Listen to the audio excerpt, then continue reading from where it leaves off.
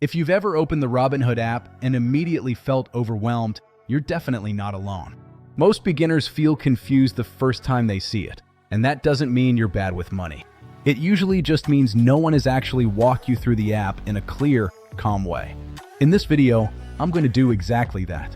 I'll show you how to use Robinhood step by step, explain what you're looking at, and help you understand what actually matters and what you can safely ignore for now. By the end of this video, you should feel much more confident opening the app, navigating around, and understanding how everything fits together. At its core, Robinhood is simply an investing app. It allows you to buy and sell things like stocks, ETFs, and crypto directly from your phone. What it's not, though, is a shortcut to fast money. It's not a game, even though the design can sometimes make it feel that way. And it's not designed to stop you from making mistakes automatically. That's why learning how to use the app intentionally is so important, especially when you're just getting started. When you open the app, this is the home screen you'll see. At the very top is your portfolio value. This number shows the total value of all your investments combined. Below that, you'll see how much your account is up or down for the day.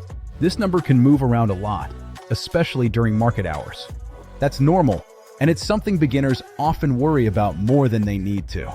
Under that is a chart that shows how your account has performed over time. You can switch between different time frames like 1 day, 1 month, or 1 year. If you're new, I highly recommend zooming out and looking at longer time frames. It helps you avoid reacting emotionally to small, short-term changes. At the bottom of the screen, you'll see the main navigation bar. The Home tab always brings you back to your portfolio overview. The Search tab is where you look up stocks, ETFs, or crypto. And the Menu tab is where you'll find settings, transfers, and account details. Anytime you feel lost in the app, just come back to the Home tab. That's your reset point. To find a stock, tap the search icon at the bottom. You can type in either the company's name or its ticker symbol. For example, you could search for Apple by typing Apple or Apple. When you tap on a stock, you'll see its current price, a price chart, some basic company information, and recent news. Right now, you don't need to understand everything on this screen. The most important thing is simply knowing what company you're looking at and why you're interested in it.